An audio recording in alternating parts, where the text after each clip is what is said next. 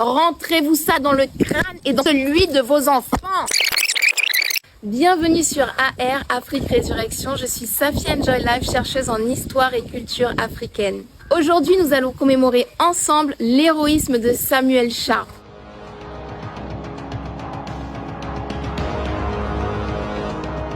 Alors Samuel Sharp, c'est un Africain qui est né captif sur l'île de la Jamaïque. Samuel Sharp était un enfant extrêmement brillant, à tel point qu'il a appris à lire tout seul, on ne sait pas comment, puisque bien évidemment, il n'allait pas à l'école, mais au champ pour le travail forcé. Pendant très longtemps, il garde secret sa faculté de lire, puisque les esclavagistes avaient interdit aux Africains d'apprendre à lire pour la bonne raison que la vérité est dans les livres, les amis. Finalement, le maître de Samuel Sharp finit par le découvrir et il le prend très bien parce que ça le soulage. Effectivement, l'esclavage allait de pair avec l'évangélisation. Donc tous les dimanches, c'est lui, le maître de Samuel Sharp, qui devait faire la messe à tous ses esclaves. Vous comprenez que passer ces dimanches au milieu des Africains, ça ne l'enchantait pas. Donc grâce au fait que Samuel Sharp savait lire, eh bien il a pu déléguer cette tâche. Il va être si efficace que finalement Samuel Sharp va être loué à d'autres plantations pour donner le prêche un peu partout sur l'île de la Jamaïque. Du coup, il va concevoir le plan très ingénieux de se servir du prétexte des prêches où il se déplace sur l'île pour pouvoir préparer en secret une grève générale. Il sait que le mois de décembre est stratégique pour entreprendre une grève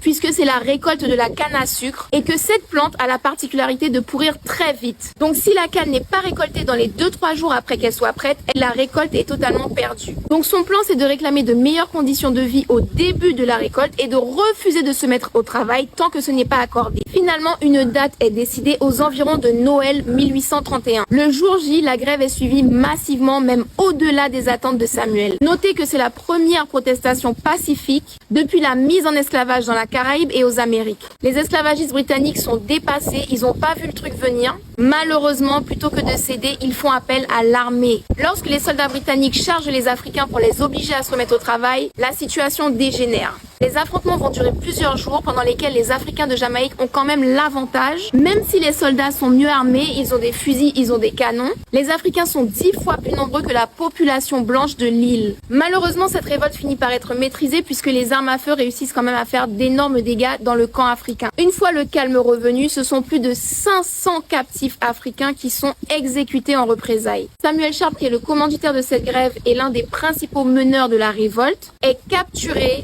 torturé et finalement pendu en 1832.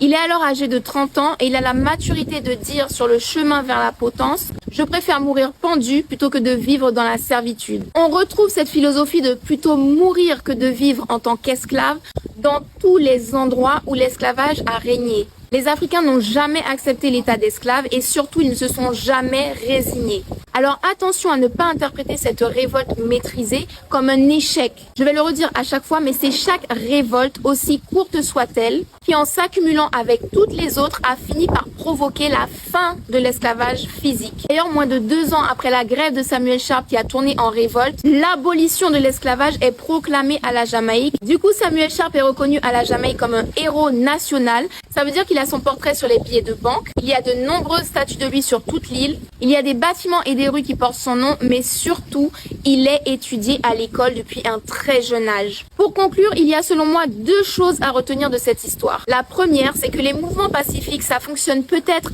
lorsqu'on veut rester dans le système de l'oppresseur et qu'on réclame des miettes de ce qu'il mange à table. Mais lorsqu'on veut sa liberté, c'est-à-dire sa véritable table et son véritable festin, les protestations pacifiques ne suffisent pas. Je vous le garantis, ce ne sont pas des hashtags, des photos de profil, des marches et des pétitions qui vont nous émanciper. Rentrez-vous ça dans le crâne et dans celui de vos enfants. La deuxième chose à retenir, c'est que même si nous n'allons pas profiter directement du résultat de nos efforts, il nous faut absolument, chacun d'entre nous, entrer en action pour offrir à nos successeurs la liberté finale et totale et surtout une vie sereine, équilibrée, harmonieuse. C'est une pensée particulière pour notre professeur Nusere Kalala Omotunde qui a lutté toute sa vie pour un résultat que malheureusement il ne verra pas de ses yeux, mais dont nous ou nos enfants nous bénéficierons. Que ce soit au regard de l'œuvre du professeur Omotunde ou du professeur Cheikh Anta Diop ou de tous nos ancêtres méritants, je vous invite à vous montrer à la hauteur de leur sacrifice.